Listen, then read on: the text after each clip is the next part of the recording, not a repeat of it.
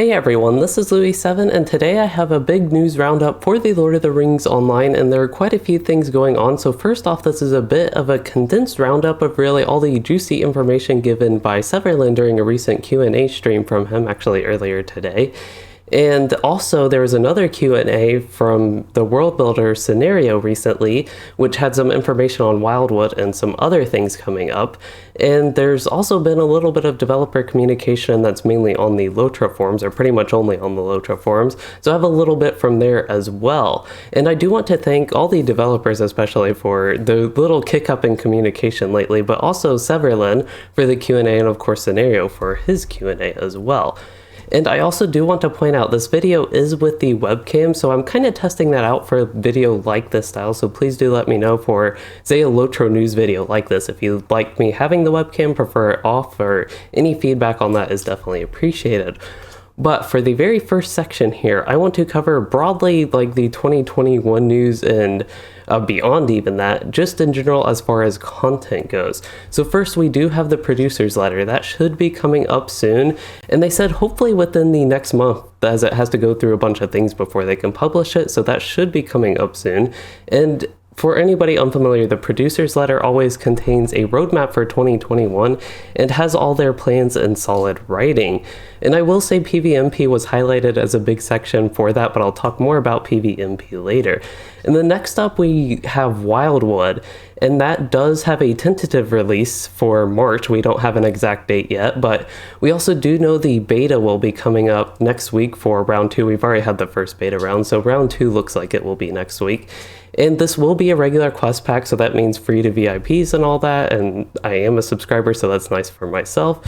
And then the final thing is the World Builder scenario did give some insight on Wildwood, and one of the more interesting things was their dynamic mob spawn. So there's some camps that might have orcs or goblins, and basically when you go there, one time it might be goblins and another time it could be orcs. So basically your experience going through that can change if you go to that camp and then go back to it at another time, or if you clear all the mobs in the camp and they start to respawn, say they were orcs to start, they could actually respawn as goblins. So it adds a little bit of interest and variety, especially different experiences as you go back to it and revisit these areas multiple times. And also there were some structures and just enemies that are given as hints towards the future. So for example, there are warg riders there, which kind of hints towards content you might see in Moria. This is something a lot of low-level players or people new to LOTRO, they don't really get to see those enemies. So a lot of that is going to act as previews for areas later, which I think is very interesting personally. And also the Gondorian style housing you see there, it's adapted to look a little bit more like Bree, but I just personally like the looks of the Gondorian housing better, so it's of course neat to me. But that is all we have for Wildwood, and there was a decent amount of information shared on the next update, which would be update 30, and that is going to be before Gundabad. So this is a summer 2021 update. But for this update, there wasn't too much information they could give yet, of course, like no release dates or anything like that, but they did mention a small raid would be in it, so that is kind of interesting. I think that they would actually have a raid right before the major expansion Gundabad, which will likely see a level cap increase. We don't have confirmation on that, but it's probable. And also, the update in general will be endgame oriented. There will be missions for lower level players as well. But one of the big topics was actually figuring out how they will do the gearing, because a lot of players I know are concerned because their stats are already capped with the gear we have, so how they can have better gear basically in the update going forward. But that was a big topic, and I guess we will see more about that later, which, speaking of that, they actually mentioned or hinted at doing another stream like this in LOTRO's anniversary, so that would be in April, I think, in a couple months, and I suspect we would at least hear more about this update then. I'm not entirely sure. That's just a little bit of my thoughts on what's going on. But after the update 30, we have Gundabad, which is looking very exciting to me. So there are no guarantees given about this, but one of the big notes was they actually wanted the Brawler class, the new class coming to LOTRO, to be ready for the pre-order phase of Gundabad. So it's actually be ready before the proper expansion release, and you'd be able to play it as kind of a pre-order, it sounded like. And as far as Gundabad itself goes, it's slated for fall 2021 still, and we don't really have more news on it besides the Brawler. They're really trying to get that ready before the actual expansion release, it sounds like.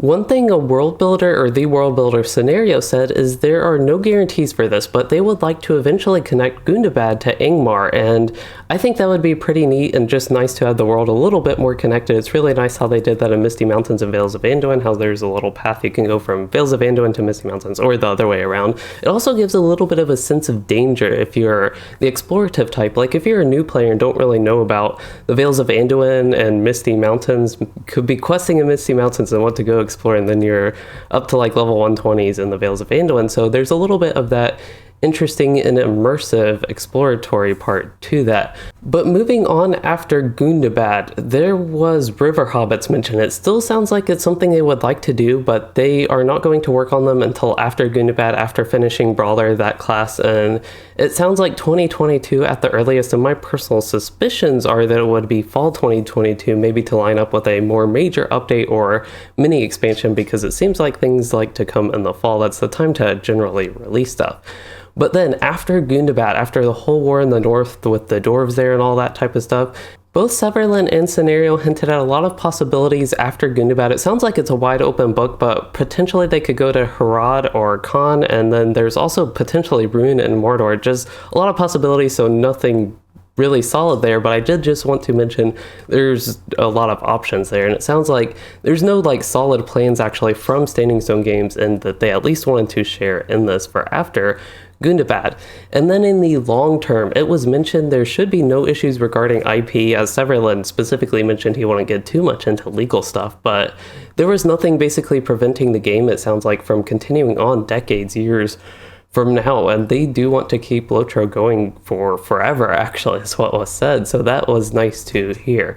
And that is all the stuff as far as the big picture content goes for 2021 and beyond. There are some related notes for content related stuff that I do want to point out in this section.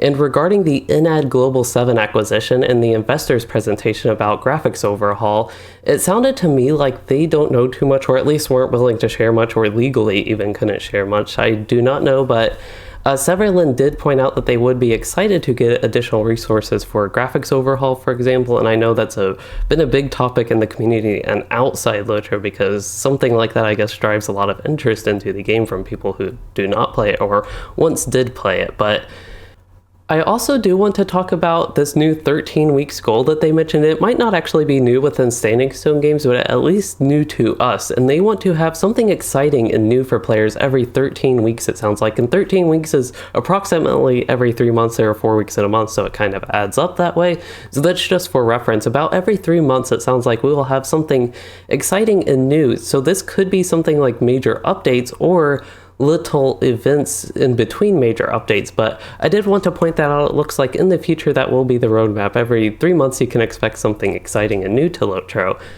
And then I will also mention that with the War of Three Peaks, they took in a lot of feedback with that, with many expansions, so going forward, hopefully we don't have a lot of mistakes that happened in the War of Three Peaks. And one of the highlights there was they really want VIP to be valued, and also for more expensive editions, say, of the War of Three Peaks. If things like that come in the future, they really want to have better value for the more expensive editions, so hopefully better stuff with that in the future. I know it's a big critical moment from the community as far as War of Three Peaks goes. But then there was a little note on the legendary servers to totally shift gears here with going to level 105. And this is overall basically no news, and it's kind of funny, and why I include it is because when they first started talking about level 105 with the legendary servers, they acted like it would be coming like very soon, that we would actually get that, but then they ended on saying it would be a few months away, and that's kind of whenever there's an update, we already know it's a few months away, even though we've already had level 100 for a couple weeks, so that is a little bit weird, and basically no news there is the summary of all of that. But there is one final note, and Severland hinted at an upcoming Unfinished Tales type of content, and this is basically where you get to do cool story content to fill in some gaps from stories, perhaps earlier zones and areas. He wasn't giving too many details, but that's what it sounded like, and it also does give something new for both level cap and lower level players is what that sounds like with the Unfinished Tales. Again, this is something that hasn't been formally announced and was kind of randomly dropped in the stream, so I'm not too sure how guaranteed this all is, but that is all of the major content type of news for real now. And now for the second section of this roundup, I want to talk about the gameplay and systems, which should be quite interesting. And there was a lot of back-end information that was given. I won't go too much into detail on that. If you want that, you can watch the streams, and both streams from Scenario and Severland, as well as some of the forum posts. You can look at that on your own if you really want the details. I just want to give an overview of all the stuff, basically. And I just appreciate the openness, because that was nice to see, and where a lot of the details comes from was just how open they were. But anyway, to get on with the actual content news here, first I want to go over player versus monster player. So they have new resources for PvMP, and they plan to continue updates, and they actually have a developer, I guess, that is working dedicated to PvMP and balance and the such, it sounds like. So that's exciting for people that are interested in that. I know it's a big topic and a big portion of the game, a big portion of the player base as well. And there will be some notes on PvMP in the producer's letter. As I mentioned, it sounds like some moderate sized updates even planned for that, and potentially Freep's getting PvMP gear, and they're also looking at scaling there. Now I want to shift to one of the hottest topics in the game lately, which is on legendary items. And as far as the LI revamp that I know was in the producer's letter last year and was talked about a couple of years before that, they have seen a lot of unforeseen setbacks with that. And it sounds like the LI revamp is really dependent on engineering resources that have not been available, especially this past year, to work on that. And that does account for some of the delay. But the LI revamp, they do want to revamp LIs and are actively working on that. So that's exciting, because the current LI system is really not working that great. It's extremely grindy, and I think a lot of players are upset with it, and there's so many issues with it. I won't go into all that. I talked a lot about LI updates in some recent videos and some recent LOTRO news videos. If you are very interested in that, you can check those out. But as far as the new LI revamp, they have goals for using this system. They want it to be one system for level 50 onward, so we don't have pre-imbuement and post-imbuement, and it just be one. And I don't really know. They couldn't give too much details, but it sounded like it could potentially be you just get one LI and progress with that in the future. That would be kind of my dream, is you have a single LI and just progress with that, or two LIs. All the classes have 2 legendary items right now, but I think this LI revamp, it sounds like they really want it to be better for alts as well, a little bit less grindy there, which would be nice. And as far as the LI system we have right now, they are not planning any band-aid fixes or updates to it, as kind of unfortunate as that is, because anything they do on it now, they see it as just being overwritten and kind of wasted when they actually get the full LI revamp. But I at least feel like, don't want to go too far into this, but I feel like they could at least do some band-aids and give us a bunch of scrolls of empowerment or something. But I'll set that aside for now and go on to another hot topic, which is always going on, and it is the topic of class balance. And Severland, basically, due to time constraints, could not answer all the tons of questions about specific classes and trees, like Blue Warden, Runekeeper, and Guardian were like the 3 hot classes as far as what people were asking questions about. And yet Severland couldn't answer much of those, but he basically just broadly mentioned class balance as an ongoing thing, and that is pretty standard. It sounds like we basically know how class balance goes in LOTRO, and it sounds like it will be the same going forward. Maybe after the Brawler class is released, some resources can be put into class balance after that. But anyway, moving on from that, there was actually a good discussion about animations that I want to go on about. So for anybody unfamiliar, there is a discrepancy between attack speeds for different races and genders with different weapons, and this is something Severland basically confirmed, and there is not much actual data or proof actually given in the community about this. It's something I would investigate if I have time, but I unfortunately do not. It would be a time-consuming process, even though it's actually something very video-oriented that you could do to actually test that. But anyway, setting that aside, this is something that would take them a lot of work and would require like across the board pass on all animations in the game. And to me, it personally doesn't sound like it is too likely to happen soon, just the way he was talking about it. But it was mentioned that it is something that they are aware of and would want to work on. And that's something, I think I already mentioned this, there's a lot of would want tos and no guarantees that happened in the stream. But moving on from animations, there is the topic of a stat squish that came up, and it's something I also don't hold high hopes for. They basically mentioned it would be a really big deal and take a whole lot of work, and there could be some issues from it, but it is something that is on their radar and they're kind of considering, so not too much to go on there. And then there is one more topic I actually have on gameplay and systems, and this is something I wasn't even aware of, but in the update 29 beta, I guess, there was a landscape difficulty NPC that was found on Brawler, which Severlin basically did make a little informal announcement that it's something they are working on. Again, this is something, no guarantees. It was unintentional that players found it in the beta, kind of like the Brawler, but the idea of it is super exciting to me because basically the way it would work is you could talk to this NPC to change the difficulty of landscape content, and you could make it more difficult if you want a little bit more challenge. And in general, in LOTRO, landscape content is very easy, so this is something that would be exciting to me to have a little bit more flexibility in difficulty. Of course, there'd have to be a reward system for that and all that sort of thing, and this is very early, something, again, unintentionally found in beta, and he only discussed it because people did see it, and I was unaware of this, so it was a little bit of news to me as well. But that is everything as far as gameplay and systems go.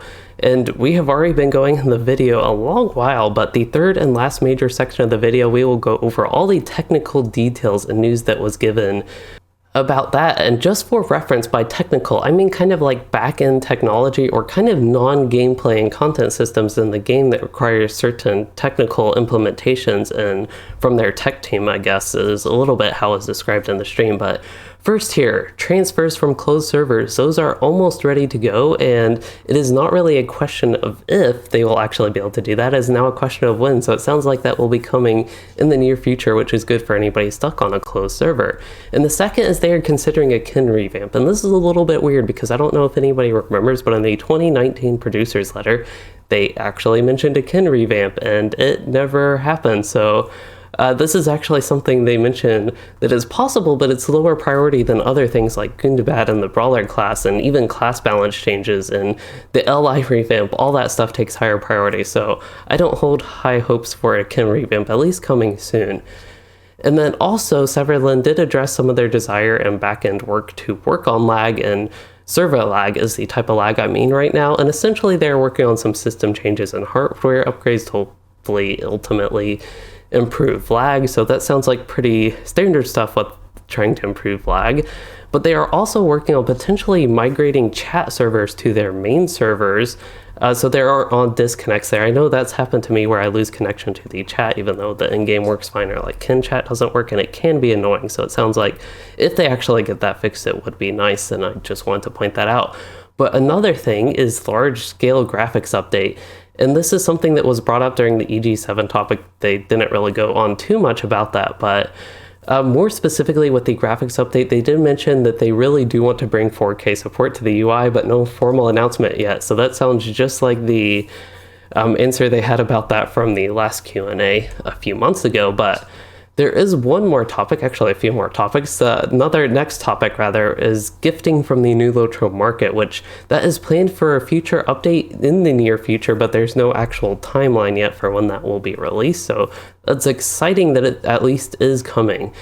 And then they did talk about the 64-bit client. There's not too much going on there. It was mentioned they don't ever intend to drop support of the 32-bit client. I thought it was interesting. One thing they kept mentioning is they have, I guess, a lot of players playing on old systems, old machines, and they really want to support all these old operating systems and make sure it works on all this old tech. I guess there's a significant enough of the player base that actually runs on that they have to make sure they can support it. And then also there was a note about the 64-bit client. If anybody hasn't seen it in the launcher, technically it's still in beta as it says on the launcher, but even though it's not actually in beta, that was a little bit of an oversight, so it'll be like full release, I guess, and not actually labeled in beta.